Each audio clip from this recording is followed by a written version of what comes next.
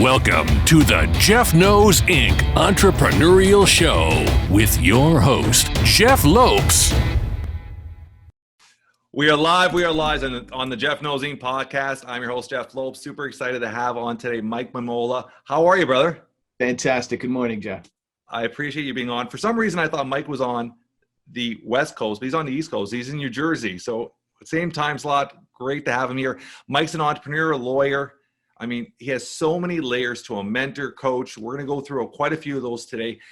I'm going to change it up today. I want to start off by, let's talk about Mike growing up. Where'd you grow up? How was your childhood? How many brothers, sisters you had? Let's talk there, and then we'll talk the journey on. So how was your childhood, and where'd you grow up, Mike? My childhood was amazing because I didn't know what I didn't know. I grew up in Trenton, New Jersey, single mother, one sister, younger sister. Mom was a workaholic by necessity, working 3 jobs at times. Dad left when I was about 3, never met him or that I remembered, went on the road to become a rock star. That's what he wanted to do. I guess he attained it to a certain degree. So mom was always working and, kind of grew up fast out of necessity. Yeah. Ended up, moving out of Trenton, eventually went and put myself into college, put myself through law school, and the rest is history. But, looking back at it now, people say, if you could change anything, what would you change? I really wouldn't change anything because I think so much of all of what I am today is a result of all of that, right? There was a lot of struggle. And I don't want to sugarcoat it. I know a lot of people have a lot more struggle, but there was a lot of struggle. And I see now that was the purpose of it, right? That was what was making me into whatever I needed to be to get to where I was going. I know, it's always like that, right? Yeah. You look at your story or somebody's story, it always leads the trail of the path or whatever you want to call it. The breadcrumbs to who you are. You don't realize it when you're growing up, but those certain circumstances, certain adversaries, but kind of build who you are, build your character, build your strength and all that stuff. So I appreciate that. So your dad became do you have any contact with your dad or no? No, he passed away now. He passed away a few years ago. So he went on the road to, like I said, play music, and he opened for a lot of, pretty prestigious bands and things. And I never really got to know him too much. I apparently inherited music, must be in the DNA, because even before I was a teenager, I would write lyrics, and I still do that as a hobby. I've done some music and written some songs that have been published and released, but really didn't get to know him until I think he came back when I was about 10 years old, just long enough to cause more interesting events, and then he was gone again. And he since has passed away. But, looking back now at all of that, I realized he was dealing with his own things. And that's what you start to learn about people, right? As a child, you kind of harbor, you don't understand, then you harbor this animosity, and you start to, get upset about certain things. And I think not just as a child, even as young, even as adolescents, young people and adults, we do that until we get to the point where we try to understand, that they're struggling too. People are struggling in their own way. And there are a lot of things that I'm doing in my life now to help others that I see are as a result of what I went through trying to figure out what I was going through with him. What age did you actually, there's always a moment in your life when that clarity clicks in, and it could be different forms of clarity. I'll give you an example, like the last 3-4 years, I've really put up understanding and purpose on time as a currency. And when I look at my parents getting older now, I appreciate things. If my dad calls me on a Monday and says, "Come, Jeff, come help me," usually I'd be like, "I'll come see you Friday," or "I'll come see you Saturday, Dad." Now he calls me on Monday. I'm going to show up on that Monday afternoon because I don't want to live with regret. I don't want to go home and something happened to him and then have that in my back of my head, the regret. So I try to live with that mindset of I don't want to have the regret. When did that clarity click in your head? What age were you? I think the first time it was right around when I was in my 20s, early 20s, right around 20 years old, when I said, I don't want to end up like him, quote unquote, because there were some bad things that he got into, and I knew I didn't want to end up like that. So I went in the direction of, my mother was just this incredible force, this positive force throughout my life, continues to be. And like you, I call her, not every day, but I try to. But continued to push me in the right direction. So it was at 20, realizing I want something different out of my life, started going in that direction. But then, and this is what's interesting, Jeff, at later in my 30s, right around my 40th birthday, realized that maybe I had overdone it, because you substitute certain things so much. Like, I want to be successful, I want money, I want all of the things he never had or that we never had growing up, and you overcompensate. Yeah. So, if we didn't have anything, we had the necessities, period. That was it. And sometimes and that was a struggle. And so, I went, I think, too much in the other direction. And at around my 40th, I had to repivot. So there was another awakening, a different kind of awakening, because I went, wait a minute, I've done all of this. I've become a lawyer, an entrepreneur, business owner. I own this, that, the other thing. What am I really doing with my life, though? And I realized that so much of what I wanted to prove to, I guess, not only myself, but everybody else, had consumed me. Yeah. And so I stopped. And this was really, this was right around 40. Like I said, I'm 49 now.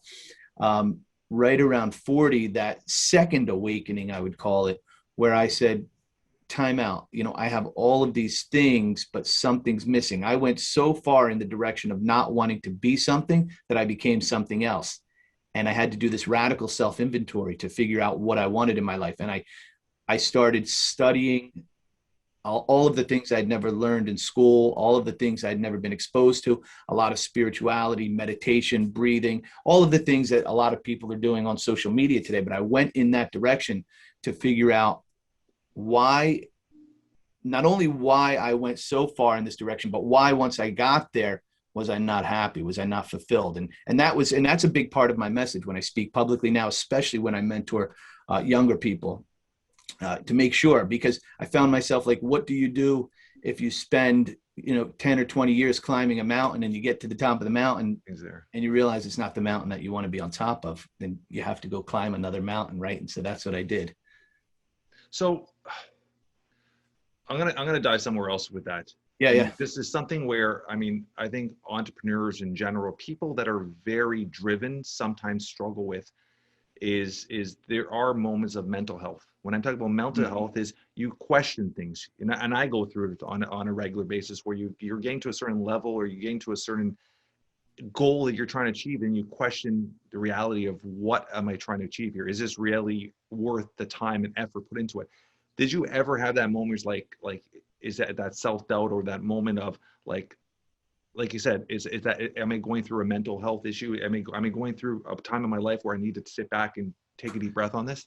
Yeah, for sure. I started as an attorney. When I graduated from law school, I initially went and worked for a law firm. And I was there just about a year when I realized, I don't think I want to do this. I want to go open my own practice. And I did that. And there was that point, because it was really comfortable. I always had the entrepreneurial flame burning since I was a child. I would buy something for $1 and sell it for $2. I was always doing things. Yeah. But there was something very comfortable about working at an office where every other Thursday I went in and there was a check on my chair, and I went in and I got it and I deposited in the bank, and that was fantastic. Then when I decided, okay, I'm going to go do this, I'm really going to chase the entrepreneurial flame that's been burning. You don't have to be into it long to realize you only eat what you kill, right? And so you start thinking like, what did I do? Like, what's happening? And so you start to question it there. And I've built a number of companies. I've had a number of exits. I've worked with a lot of partners. I think everywhere along each step of the way, you have to question that. It's, you have to do that as part of making sure that you are where you want to be, and the company is where you want it to be. So yeah, that's just a part of, I would say, my daily activity. When I meditate on those things to figure out, am I in alignment personally and professionally with who I want to be in the world, with what I want these companies to be? So with your law practice, what form of law were you practicing, or are you still practicing law? Yeah. So we opened a practice in New Jersey, just about 18 years ago, and it's a general practice firm. So we do a little bit of everything. It's still thriving. We have a team of attorneys there, and they do, like I said, just about every area of law. I initially did criminal work, and then I transferred over to personal injury, which I still help with on some of the bigger cases up until recently. As of a few years ago, I transferred a lot of that work, just about all of the work, to the other partners there and the younger associates, saying, I've rowed the boat long enough. You guys can row, and I'll show you what direction to go. I'll be the rudder. So I still oversee, still help with business management and things, but a lot of what I do now is just focused on the other companies that I own and the things that I'm doing personally with my brand. Okay, let's talk about a couple of the other companies. Yeah. Esports. When did you get into esports, and how impactfully, like how crazy is that industry getting right now? It's amazing. It really is. So just about 2 years ago, we own a company called Media Abundance, and it's based out of New York City. And one of the verticals in Media Abundance is traditional sports. One of my partners is a sports agent. And so obviously we were exploring other verticals and building out different industries and departments. And one opportunity came to us, which was esports through someone that we had met. And candidly, Jeff, I did not know much about esports 2 years ago. And we sat through some meetings, and there was a lot of information, a lot of statistics. But the one that stuck out to me was, at that time, Tiger Woods won the Masters and he got paid $2.5 million. And the kid that won the Fortnite tournament got paid $3 million. And that clicked, right? You see which direction it's going. And so it's like, it's so crazy, huh? It's crazy. And that was before COVID. And this is, and then COVID, they sell out stadiums. They That's sell right. out stadiums for the World Championships. It's crazy. There's more viewership for, NBA 2K than the playoffs and things. It's amazing. And if I gave you the numbers, they're staggering. So when I heard the amount of people that are not only playing, but watching, I don't think a lot of people realize how many people are watching around the world at any given moment, esports, and a variety, right? There are a lot of them. And so this opportunity was brought to us. I dove headfirst into it, and it's incredible what's going on. So, we host approximately 100 esports tournaments per year around the world, and we get competitors from every country. It's pretty amazing. So we're in 200 colleges. Do you guys own a teams, or you guys just you run the tournaments? Yeah. And we're in 200 colleges and universities. We're in over 1 million luxury hotel rooms, airports, where we have the exclusive television and streaming rights in China, throughout mainland China and Asia. So it's pretty exciting. And the numbers, like you said, are staggering. There are a few industries right now that are at the pinnacle, and esports is one of them. And, a big part of that, as you probably know, was a result of COVID, when everything shut down and nobody was playing traditional sports. A lot of the eyeballs, a lot of the money transferred over to esports because it's COVID proof. They're playing from their homes. And so it just really amplified everything that was happening. But yeah, that's where it's at. And, it's the future of sports for sure. And it's crazy is how you see a lot of the athletes getting behind it, and they're doing they all game. Twitch channels, and they all game. And it's crazy, right? They have their followings watching them. Yeah. We have, a lot of our board members are professional athletes. When those guys and girls are not playing sports, they're gaming. I mean, because they're athletic, they're competitive, they want to play, and they're sitting around a lot. If you're in a hotel in the game, you're not training or you're not playing, you're in the hotel or you're at home and they're playing. So everybody, it's hard to find somebody today that either doesn't game or doesn't have a family member, whether it's a son or daughter or niece or nephew, that doesn't game. Everybody's doing it. So you guys don't get on the side of actually the teams as well. Like, Miltzer does. I'm obviously you're good friends with David Miltzer. He does. My partner. So he's your partner in this? Yeah. But he owns teams as well, I thought. Yep. So he's our lead advisor for a lot of this stuff. Oh, very cool. Very, very, very, very, very, very cool. So what other areas of that management group, that esports company, or the other company above it, the umbrella company, what other avenues you guys do? You guys do a lot of, I guess, tech. Yeah. We have some really exciting tech projects that we're working on, some video chat platforms and some other technology that allows integrated use of identification of people on various platforms, cross platforms and conversations. So, I'd be able to, without revealing too much, be able to figure out exactly, where you got your glasses and your hat right now if I wanted to go buy them. So pretty exciting things there. And so technology is a big part of what we're doing. Entertainment, involved in some animated series and some feature films that we're working on.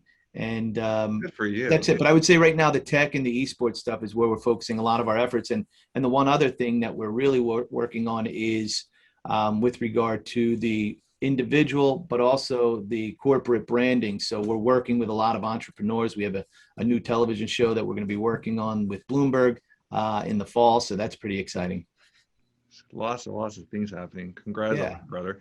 So the coach and mentoring side of your side, like when did you actually start passing on your knowledge and coaching and mentoring And is this something you do for fun? Do you do on a regular basis, like with your schedule? Like how do you incorporate that into your schedule now? Because Yeah. that takes a lot of time, right? Especially when you have young entrepreneurs. Like we talked prior to going on air. Like I've done it, and I'm still doing it. And it's draining, right? It's draining. It takes a lot of time, especially if you actually want them to succeed well. Yeah, absolutely. I mean, looking back, I've always done it. Yeah. Anytime I had information that I could impart on somebody else, I would be the kind of guy to reach out and say, "Hey, Jeff, I see what you're up to. Have you considered this?" Just give, right? That's the way we operate in this universe. But just about 4 years ago, I really started making it a focus of what I did in terms of doing it professionally, and whether it's for a young startup, a young entrepreneur who's just in the middle of his first or her first endeavor, or it's somebody at a high level with some of the executive coaching, instilling some of that. And a big part of what I do is I bring into it what I call the true definition of success, because I think so many of the coaches that are out there, they really focus on how many commas do you have in your bank account and what's the ultimate profits that you're generating as a result of it. Very important, get it. But like I said, through my journey, I found that wasn't it. I had all the money, I had all the assets, the boats, the cars, the houses, blah, blah, blah. Wasn't happy. And so for me, a big part of the people that come to me, they see what I'm up to on social media. They see what I'm doing in the world. And that's part of what they want. They want that feeling of happiness, of success, more than just in the business sense. In a couple of words, how would you describe happiness and success? Oh, man. So with regard to happiness, it's, being present. You had a big smile when I said that. Yeah. It's being present in the moment, enjoying what you're doing. Awesome. And I think a lot of people aren't happy because they do things as a precursor to get to happiness. Like, if I do this, I will be happy. Then when I make $1 million, I'll be happy. Once I close this deal, then I'll be happy. But if the deal doesn't close, then I won't be happy. So you start to try and remove those conditions of happiness, I call it, and just be enjoying the moment, like being here now. Like Thich Nhat Hanh says, if you're into meditation, think like, be here now, enjoy this, like what we're doing right now. That's a big part of happiness.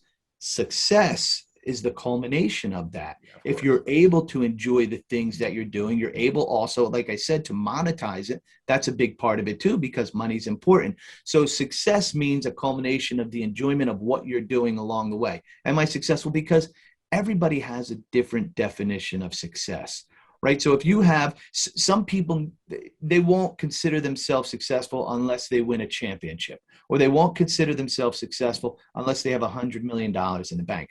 Others, if they go to work as a teacher and they do a good job and they get that one student who wasn't paying attention, get them not only to pay attention, but can teach them something that maybe they're really interested in and change their life that way, and that teacher comes home happy, then that's true success. So it comes from, you have to do a lot of radical self-inventory, figuring out what your definition is, figuring out what your purpose is on the planet, and making sure that your actions and your words align with that, so it brings you to not only that happiness throughout the way, but the success at the end of it. I love that. I'm going to ask you a question. There's a lot of people you always hear, like, it's always, especially with social media, it's always this, my purpose, my purpose, my purpose. I'm a strong believer that your purpose changes drastically as you develop, but I also believe that you could have so many different purposes at one time. Purpose could be my son to run now. Another purpose could be my business. Another purpose is keeping my relationship strong with my wife. Do you believe that you could focus on more than one purpose at one time? Yeah, it's a great question. Yes, but it depends on, like you said, where you have to be. I think that the trick to being successful and achieving your purpose is to make sure that you're fully engaged with that purpose at that moment. Like, if I'm about to swing at this pitch, but I'm thinking, you know what, if I transferred some of my Bitcoin into this account and I can avoid doing this and that, I'm probably not going to hit the ball. So yes, I think we all have a lot of different purposes. You may have some purposes, and you should have, that are more than others in life, like being a good father and teaching your children well.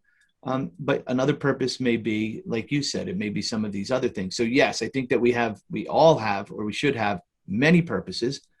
We might have one that we consider, or two, or however many that are closer to our core like our true purpose. Like my purpose in life is to make a lot of people happy, or to do this or to do that. Yeah. And we can stay focused. If we can stay focused on them while we're doing them, then I think we increase the likelihood that we'll succeed at them. I'm going to go a lot of different directions with this conversation. Ooh. Let's dive into BJJ, Brazilian Jiu-Jitsu. When did you get into it? What age were you? Are you still actively doing it? I will be doing it in 1.5 hours. Awesome. Okay. Yes. Okay. When'd you start it? I started 7 years ago. I finished building my dream home, and that took up physically building my dream home. I was the contractor, so I went out and hired the subcontractors. I wanted to be hands-on.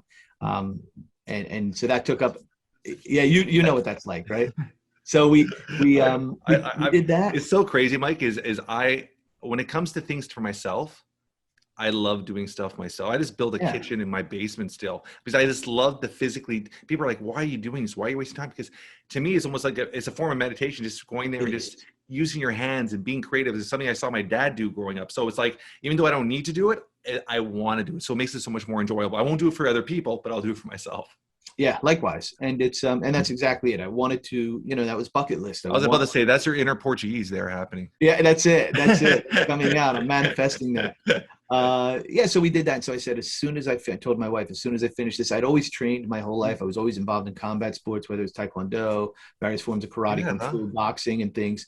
Yeah. But I said, I want to do something else to stay in shape. So when I finished building the house, I went out and looked around and realized, UFC, very prominent at that time, and still is, and realized I had no ground game. So let me check out this jiu-jitsu thing. Let's see what it's all about. And as luck would have it, there's a guy by the name of Ricardo Almeida, who's a legendary. He's not too bad, huh? He's not too bad. He's right in central Jersey where I was located, literally, 10 minutes from one of my offices. And so I went over, signed up, and instantly fell in love. And so, still train, partners with Ricardo doing various things. And you are. It's just an incredible opportunity and way, like we call it, a way of life. Yeah. He's got some of the greatest fighters in the world in there. And 100%. That's great. He had a good run for himself. He was a very talented athlete, right? Yeah. Yeah, just an amazing human being. He's as great of an athlete as he is, he's that great or more of a person when you get to know him. He's incredible.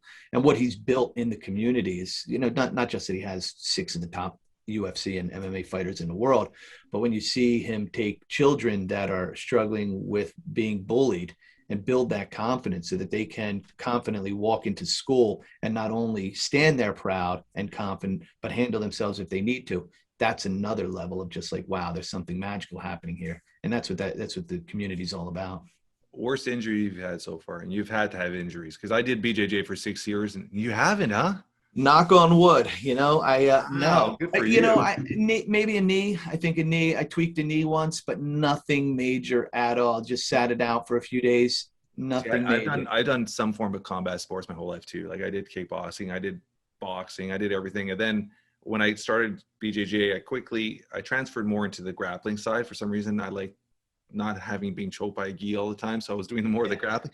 And my 6th week doing it, I got a knee on belly and a guy bruised my sternum and I couldn't lie in bed for like 6 weeks. That was my first injury. I've had broken fingers. But the problem is I was doing it. I loved it. It was these little nagging injuries we're getting, because you end up rolling with like some 18-year-old farm boy that doesn't know stop. And then you're like, by the time you're done, you get home and you're like, you got to go to the office next day and you're bruised and beat up. Knees and your inner thighs are bruised. Your inner, like from all the passing, like you're destroyed. And I was like, my body can't take this. So good for you. Yeah, no, I've been fortunate so far. Good for you. So the music, you said you still write. Yeah. Is this something that is like a passion? Is there any hobby? Hobby? Would you ever get back into it in a way where later on to do it? Like, so, okay. Did you write any songs for any actual like big recordings or anything like that? Or, yeah, not, depends on how you define big. I wrote the song that became the soundtrack for the Italian version of Survivor. If you know the reality show Survivor, yeah, Italy and Europe had one, so I wrote that. I wrote a few others that they pretty much before electronic dance music. EDM was EDM. It was just dance music, and wrote some things for some artists that were out in clubs. Yeah. That became pretty big, but probably nothing that would really stand out to you. And then some other things that never went anywhere other than, regional successes in bars and different things. And was there a time in your life you thought you would continue that further, or it was always a passion hobby? Yeah, more of a hobby throughout. And that's the interesting thing. Like it's nice that you want to have a hobby that you can make money at, which is nice. But, at the point that it becomes more than that and you're relying on it to pay your mortgage and everything, it changes the dynamic of what you're doing, whether it's music or something else. And it creates that added level of pressure. And in a lot of ways, it takes the pleasure out of something. Yeah. So I never wanted to take the pleasure out of it. I always wanted it to be a place that I can go to and just get lost. And as soon as when we have to pay for this with this, then it takes some of that away. So no, never anything more than really just a hobby and, make some money at it, but nothing that I ever had to rely on and nothing ever that I thought I'd want to take much further. So you've been married 19 years to going on 19 in November. Okay. So we're going into 18 September. So where'd you meet your wife? College, Rutgers University. College in New Jersey. Yeah. And Rutgers University, did David Meltzer go there? No, he went to Tulane. Tulane. Okay. So almost 19 years later, what does your wife mean to you? What does she mean to you? Man, I could go on for a long time. And it sounds so cliche, but really everything. Yeah. I see so much of life in her when I look at her, when she laughs, when she cries, when she does something great, when she doesn't. And I admire her so much. And I call her, going back to the jiu-jitsu or the combat sports, I call her my ring man because I use that as the analogy. Every day I get out there and whether we're negotiating a business deal or when I was trying cases as a lawyer or whatever it might be tomorrow when we're building another company, you get out there and you throw some shots and people throw shots at you and you come back at the end of the day, a little beaten, a little bloodied, and you sit down and, she puts you back together and you go back out the next day. And so I think it's really, really important to have somebody like that in your life, whoever it may be, because they're that force or that momentum that keeps you going. As much as you have it, it's really nice to have somebody else like that helps perpetuate it for you. Is she very grounded? Like she's like, I'm going to be an example. My wife and myself are pure opposites. My wife needs, and I appreciate that. She needs her independence. She needs her 9-to-5 job. She would never work for me. I've tried plenty of times. We've been married for, like I said, almost 18 years, Mike. We don't even have a bank account together. Yeah. But we never argue about money. And the way I could describe her, she says something on a regular basis, is she just wants a very simple, carefree life. What I mean by that is her motto is, if today didn't change, it was a good day. Yeah. and to her, it's all about just building memories with the kids, spending time with the family. That's all it's about. But she's always been the type where, like, I've been self-employed since I was 19, and I've been with her even before, and she's always been the type where no matter what, she's always the type of patting me on the back, like kind of reinsuring my thought process all the time. So she was always there reinsuring it, and she never got in the way of me doing it. So whether I failed or not, she was always there to reinsure it. So we're almost the opposite, but we work together so well. Yeah, exactly. Is that similar? Sounds like you're describing. Yeah, absolutely. Sounds like you're describing my wife and I. I mean, that really is it. She's type A, very grounded, very smart, very detail oriented. Yeah. But like you said, there's a complementary aspect to everything that I am and everything that I do, because she is very extremely supportive in everything I do. And I know that she gets excited by a lot of the things that I'm doing. And I get very excited about what she's doing because it brings me back. And I'll give you another analogy that we use. We say that the two of us, her and I, are like a kite in a string, right? Because without her, I mean, me as the creative, as the entrepreneur, as the builder, I'll keep flying and flying and flying and flying. And it may be too far if I don't keep it in check. And she's the string, right? So without me, and together, the two of us keep each other exactly where we need to be. So it's a great relationship that way. So what's your favorite, just for listeners, Mike's wife's Portuguese. So what's your favorite Portuguese dish? Oh man, it's changed. So a big part of so without a doubt, historically, my favorite dish was pork carne alentejana, which is an amazing cubed pork and potato dish, which they season and then they roast in terracotta and they bring it out and they put clams over the top and they put it back in and the clams open up and the juice goes over the meat and the potatoes and they bring it back out and they sprinkle gardenia on it. That was historic. As soon as the podcast is done, you're going to go eat now. I'm starving. But here's the thing. So my wife and I both, as part of, who we are and what we've been doing, this journey that we've been on, we've really become vegetarian or at least pescatarian over the last 5 years. Yeah. So I cut out just about all of the meat. So that, to answer your question, truthfully, that's probably still my favorite Portuguese dish, but I haven't had it in a long time. So now it's more of the vegetables, sometimes fish, and which all Portuguese fish, grilled fish is amazing. Yeah. But yeah, all of Are you a codfish person? The bacalhau, yeah. Bacalhau com natas, right? The codfish with the cream, that was great. All of this stuff is amazing. What's your favorite dessert? Is it queijada de nata? No, there's something that my wife makes called serradora. You familiar with that one? Yeah. So they take the Bolacha Maria, which are these vanilla wafer cookies. Yeah. I told you, man, I really know the Portuguese culture, right? You take these Bolacha Maria cookies, you crumble them up so they look like sawdust, and you make a homemade type of whipped cream. Yeah. And then they layer it, and that's my favorite. And then it's the pastelas natas and some other things. You didn't think you were going to get the serradora today, did you? This is awesome. Meaning, obviously, being married to a Portuguese wife and learning the culture, learning the language, I'm sure has really helped in transition into the BJJ world as well. Yeah, for sure. All Brazilian and Portuguese, yeah. Public speaking, when did you really get into that? Do you do that on a regular basis? Obviously, 2020 has kind of stopped that a bit. Yeah, so I started when I initially went into college. I didn't go to college because I wanted to go to college. I went to college because I promised my mother that I would take at least one semester of college. And so I went in looking for what I thought would be the easiest courses. And some of them were acting courses. And so I started with some acting classes, which obviously had some public speaking elements to them. And I instantly fell in love with that. So then I got my degree in theater and began different things along that path, and ultimately started doing more and more of it professionally. But going back as far as I can remember, I worked my way through college and law school as an MC with the microphone in the nightclubs throughout New York City and New Jersey. So I was always speaking in public. My wife teases me. She, as long as I've known her, she said, "You've always done that." So, but now I do it obviously more in a professional context, on stage at different seminars and different webinars and different things that we're having. We're going out this week to we were up in North Jersey last week. We're up in New York. We're back down in Florida this week. So any opportunity that we get out there now speaking, about being an entrepreneur or different topics that involve that. So for somebody who didn't want to go to college, how did you transition into law? That's a big commitment. Like you're going from like, I don't want to do it to next 6-7 years of my life, I'm committing to something.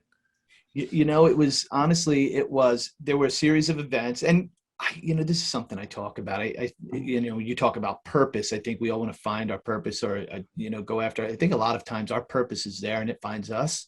And, a lot of times we want to find success, but success finds us. We don't know it. We don't know that we're being pulled along. We think that we're in control, but you're going where you're supposed to go, right? There's something bigger happening around here that we haven't figured out yet.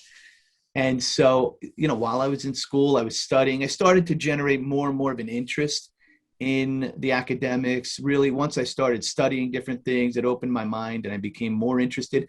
But then there was a personal experience that I had in life that I didn't think it was fair for me and some of the people around me. And I literally remember having this feeling of, I never want this to happen to me again or anybody that I love. I want to be able to protect everybody that I love. I want to be able to help everybody I love. I want it to be, that if you want to know the game, you have to know, if you want to win the game, you have to know the rules, and law school was the rules. And that was the next biggest challenge. Let me see if I can do this. You know, asking what that moment was? All five went. Yeah, we were at I was out with a few friends and we got into we were young. We were, in our early 20s, I would say. And we got into an altercation and the police got involved and it didn't work out. So it was fair. What was being said, what wasn't being said. And I remember just like, I had this different view of the world of like, wait a minute, maybe what people say isn't always what is true, and what people don't say isn't all, or what people say isn't always heard. And I remember seeing like, that's really not what happened over there, and that's really not what happened over there. And I just remember having this feeling. I'd always had it, like growing up, I had always had the feeling of wanting to protect my mother, wanting to protect my sister, wanting to help them. And then as I started to get older, that was always there, and it's still there. Yeah. But then when I saw an opportunity of, hold on, I can turn this into something where I might be good at it. I'd always been talking. I'd always been verbal. I'd always been engaging with people, that I might be able to use some of this for the good to help others. I'm in. Like that interests me. So I'm going to go one more area, then I'm going to ask you one question. Morning routine. I remember you're talking one of their dad talks. You talked about a certain amount of water you intake every morning and all this stuff. Let's go through your morning routine. Let's talk about it quickly. I think it's great for entrepreneurs to hear different examples of successful people, what they do in their morning routine. So give me a little understanding of your morning routine. Sure. Wake up, and that's a great start, right? And it sounds so funny, but that's where the routine starts. So when I open my eyes, I say, thank you. I have a gratitude practice. What time do you wake up every day? Right around 4:30 a.m. Same as me. Do you enjoy it, or you do it because you see? I'm gonna say so. When you do enjoy it. See, I wake up at 4:30 because I realize if I sacrifice myself by waking up at 4:30, I call it to 3 to 7. I'm home every day from 3 to 7 with my kids. And I think that question. Yeah, go ahead. Go. So that's my mind is I still till this day I've been doing it for over almost 11 and a half years, waking up at 4:30. And I still don't enjoy it, and I'm being honest, but I do it because I realize the importance of everything else that goes along with sacrificing myself at that time. So where's your mind with that? Yeah, that's like Jack LaLanne, right? He used to say, I might be dating myself by using Jack LaLanne, but he used to I know Jack LaLanne.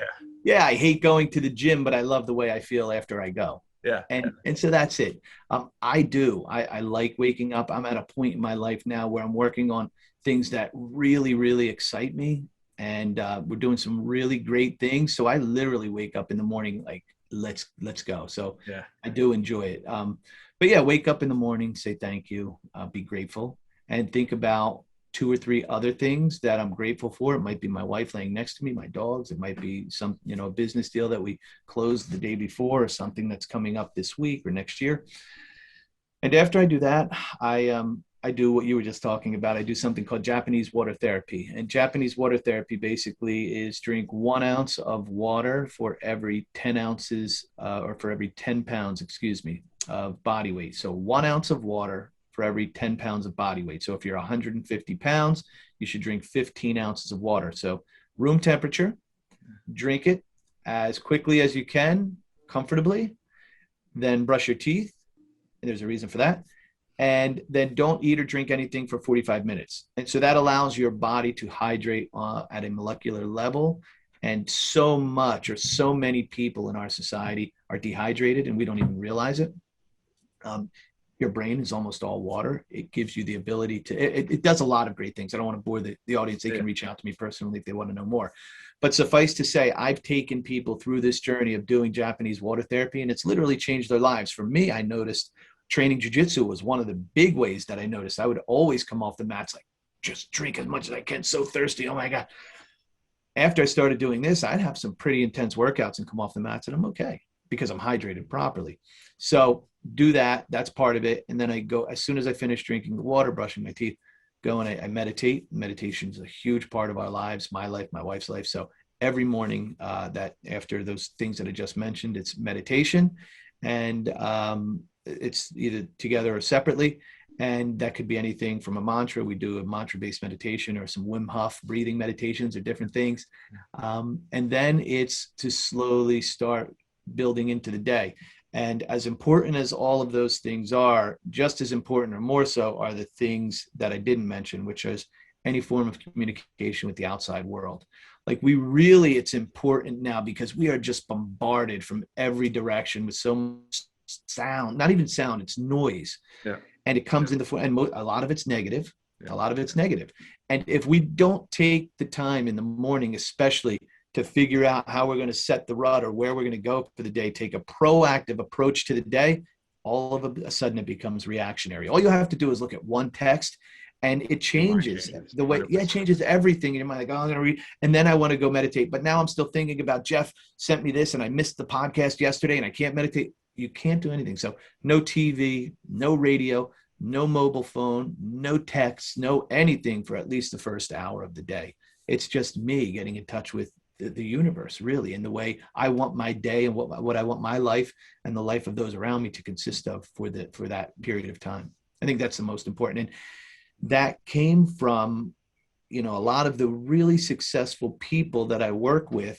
They all have morning routines. I don't know anyone who's very successful that does not have a morning routine. And I wished I had learned it. That's a big part of, what I talk about when I go out and speak. I wished I had learned this early on. I really do. I didn't pick this up until, in my 40s. Yeah. I wish I had learned this in my 20s. My life would be different. Just wasn't around. People weren't talking about this. And if they were, I wasn't in the circles where they were talking about it. But now, yeah, for sure. I can't, I can't, my day isn't the same if I don't do it, if I don't have my part of my morning routine or each part of that. Yeah, I call it bookshelf every day. I even find the nighttime, your end routine is just as important the way you end it as well, right? Wind down. Yeah. Turn off the electronics, more gratitude at the end of the day. What have I done? What am I grateful for? And just do you journal? Yeah, it's interesting. I don't journal. I consider a lot of my social media posts my journaling because I put it all out there, and that's what gets a lot of the traction. I don't personally journal though. Do you? Yeah, I do. I would. There was a period I was doing a lot more. Now life is, with the podcast, with the books, with the coaching, too busy. Life's busy with the kids and all that stuff, and we're always doing stuff with the kids. So, but at least I would say 3 to 4 times a week, or if something's in my head that's bothering me, I just like writing it down. And in my head, and then I look back, or if I really want something set, like a goal, I'll write it down. And then I could look back in a week from now, hey, and then it gives me a little, almost like accountability. Like, are you getting it done? Are you still in that spot? But I use it more of accountability than anything.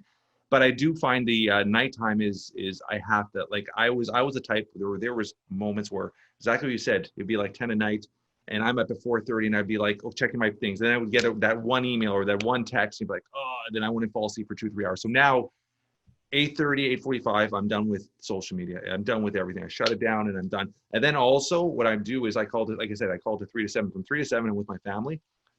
I'm present. So I'm with my family. You see my post, I'm riding my bike with my kids. I'm present. The phone's off for those 3 hours. And we have dinner. Monday to Friday is non-negotiable. We have dinner together. And we've been doing it for 11 and a half years. We have dinner together. And I've done this from such a young age. Why I've done this, and it's something me and my wife intentionally did, where we thought, if we have this safe haven, this open discussion spot where every night for that 45 minutes or half an hour, we're talking, it'll grow on the kids and it'll be part of them. And we've done that from day one with our kids. And now my daughter's 14 in high school. She's sitting down telling us things that most 14-year-old girls wouldn't be telling their parents about their friends. And she has this open dialogue because she has that safe haven. So we've done that on purpose and it's worked. We've built this trust factor with our kids, where dinner time is just a relaxed time. We could all talk about our days, good, bad, and all that stuff. So dinner time is very important in our family. Sitting down is having a meal together kind of thing. Congrats. That sounds amazing, man. I am going to ask you 2 questions, and we're going to wrap it up.